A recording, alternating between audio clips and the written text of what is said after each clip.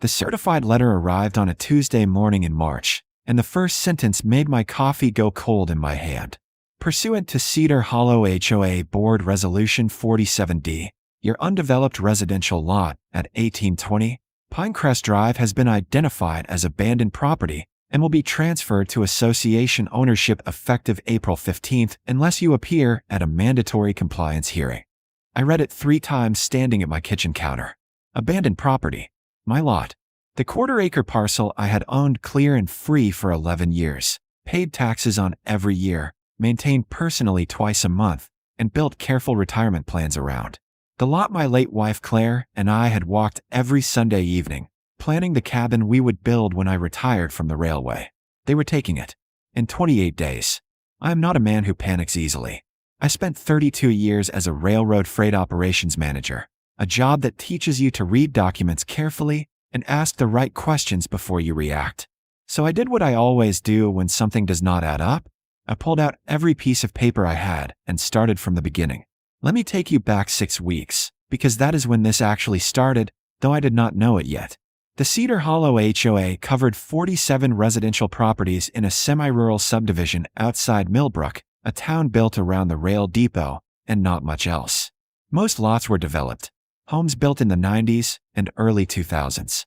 Mine was one of 3 undeveloped parcels, purchased in 2013 after Claire and I sold our house in the city and moved into a small rental while I finished my last years before retirement. The plan had always been simple. Buy the land while we could afford it. Let me finish my career, then build modest and live quiet. Claire passed in 2019, cancer that moved faster than the doctors predicted, and the plan changed. I stayed in the rental. I kept paying the HOA dues, kept the lot mowed and clear, and told myself that someday I would still build that cabin, because it was what we had wanted.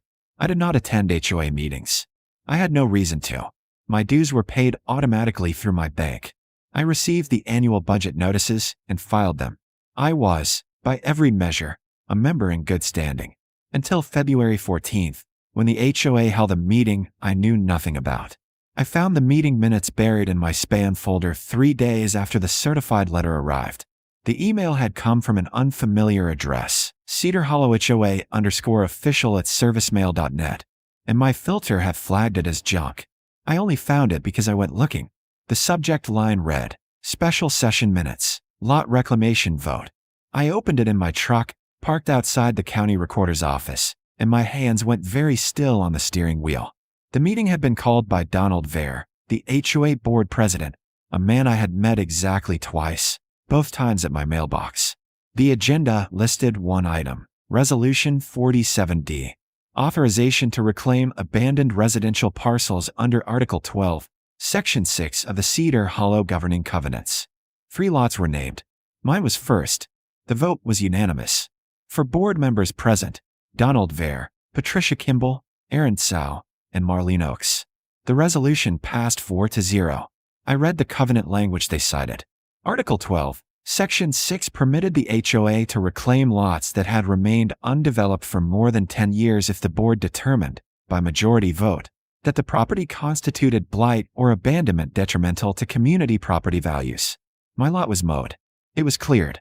It was fenced on 3 sides with clean cedar posts I had set myself. It had no structure, but it had never been neglected.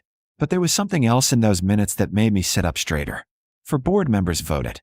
But the Cedar Hollow HOA bylaws, the ones I pulled from my filing cabinet that same afternoon, stated clearly in Article 3, Section 2 that the board consisted of 5 elected members, and that a quorum required at least 4 members to be present for any vote to be valid. 4 members had voted, but the bylaws required 5 members to exist. I looked at the HOA's annual election records going back to 2018. Every year, 5 positions. Every year, 5 names on the ballot. But in the 2023 election, only 4 candidates had run. Donald Vare, Patricia Kimball, Aaron Tsao, Marlene Oakes. The 5th seat had remained vacant for 16 months, which meant every vote the board had taken since November 2022 had been conducted without a legal quorum. I sat in my truck outside the recorder's office and felt something settle into place, cold and absolute. They had held a secret vote to seize my land. But they had done it with a board that did not legally exist. and I had 25 days to prove it. I called Gregory Arnett that same afternoon. Gregory was a land use attorney in Millbrook, a calm, methodical man in his mid-50s who had handled the title work when I bought the lot in 2013. He listened to my summary without interrupting, asked 3 clarifying questions, and told me to bring everything I had to his office the following morning. I arrived at 8 with the accordion folder containing 11 years of HOA correspondence, the original covenants from 2003, the certified letter, the meeting minutes, and the bylaws I had printed and highlighted in 4 places. Gregory spread them across his conference table and worked through the material in silence for 20 minutes. When he looked up, his expression was the careful neutral of a lawyer who has just found something bigger than the client realizes. "Thomas," he said quietly, "do you understand what you have here?" I told him I thought I did. He shook his head. "If the board has been operating without a quorum since November 2022, then every decision they have made in that time is legally void. Not just this lot reclamation vote. Every fine they issued, every budget they approved, every enforcement action, every contract they signed. All of it." He turned his laptop toward me and pulled up the HOA's public meeting archive, a poorly maintained page hosted on a free website builder. The minutes went back 18 months. 14 meetings. Every one listed the same 4 members present. "They have been governing an HOA with an incomplete board for over a year," Gregory said. "And either they did not realize it, or they did not care. Either way, the law does not bend." I asked him what happened next.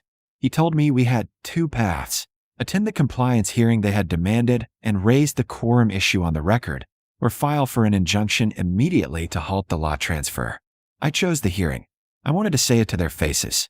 The hearing was scheduled for March 29th, 6 p.m., at the Cedar Hollow Community Center, a single-room building with folding chairs and a podium that had seen better decades. I arrived at 5:50 with Gregory, a leather folder, and a calm I had learned on freight platforms where one mistake could derail a schedule worth 6 figures. Donald Vare sat at a folding table at the front with Patricia Kimball and Aaron Sow. Marlene Oakes was absent. Vare was a tall man in his early 60s, silver-haired, with the posture of someone used to being deferred to. He looked at me the way you look at an inconvenience. "Mr. Caldwell," he said without preamble, "you are here to address the board's finding that your property at 1820 Pinecrest Drive constitutes an abandoned parcel under Article 12, Section 6. You have 10 minutes. I stood. Gregory remained seated, hands folded, watching. "Mr. Vare," I said, "I am not here to contest whether my lot is abandoned, because it is not. I am here to inform this board that the vote you took on February 14th is void." Vare's expression did not change. "On what basis?" I opened the folder and placed a copy of the bylaws on the table in front of him, Article 3, Section 2 highlighted in yellow. The Cedar Hollow HOA board consists of 5 elected members. A quorum requires 4 members present, but there are only 4 members currently serving. Your 5th seat has been vacant since November 2022. That means you have not had a legal quorum for any vote in 16 months. The room went very quiet. Patricia Kimball leaned forward. "The bylaws allow the board to operate with a temporary vacancy. They allow the board to operate," I said. "But they do not allow the board to vote without a quorum. For members present is a quorum only when 5 members exist. You have 4 members total. That is not a quorum. That is the entire board, and the bylaws do not permit that." Vare's jaw tightened. "This is a procedural technicality. This is the governing document you are bound by," Gregory said, standing now. "And my client is correct. Every vote this board has taken since the 5th seat became vacant is voidable. Under state HOA statute. That includes the vote to reclaim his lot." Aaron Sow, a quiet man in his 40s who had not spoken until now, said slowly, "We have been operating in good faith. We did not realize. Good faith does not cure a defect in authority," Gregory said. "You can hold another election to fill the seat, reconstitute the board, and then vote again. But until you do, you have no power to take Mr. Caldwell's property." There stood, his face darkening. "We will seek a legal review of this interpretation." "You are welcome to," Gregory said.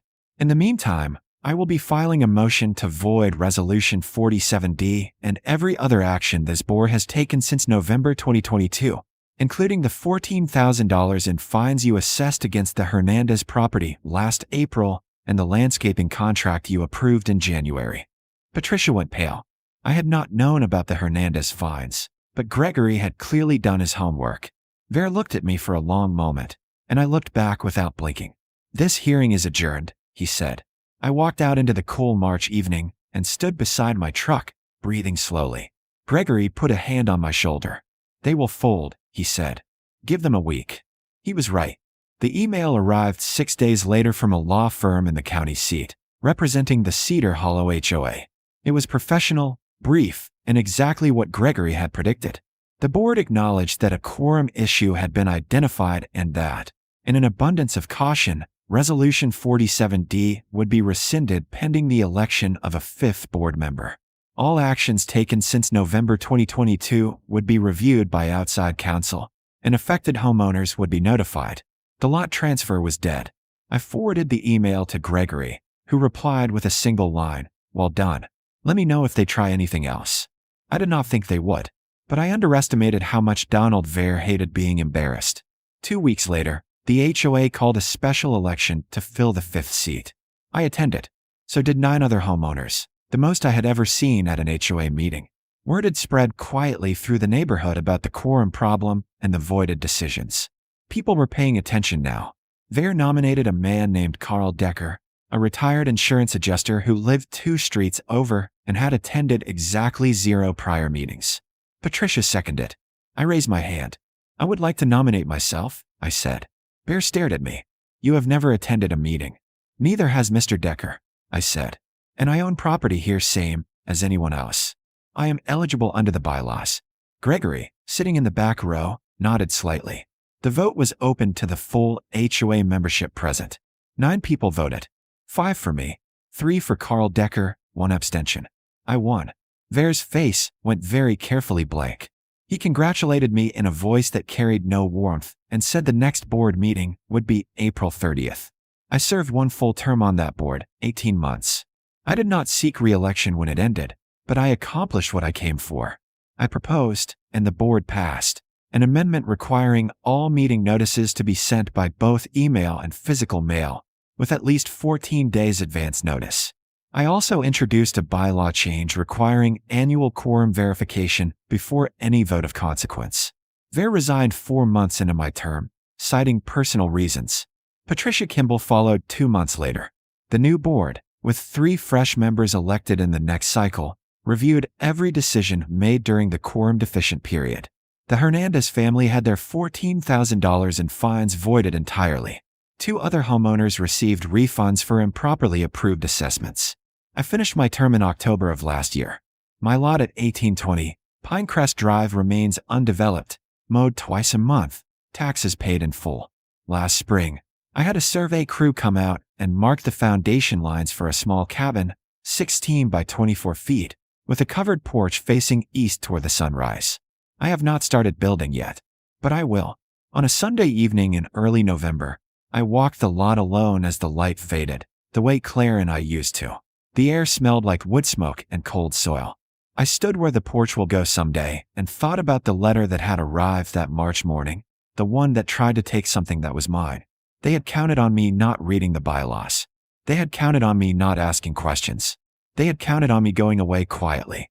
But I spent 32 years in a job where the details mattered, where one missed line in a manifest could cost a company a week's revenue, where the rulebook was not a suggestion. I knew how to read the fine print. And I knew what a quorum was. The lesson is simple. When someone tries to take what is yours, do not argue with their authority. Check whether they have any.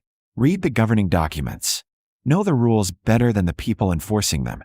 And if you find the crack in their foundation, do not apologize for standing on solid ground.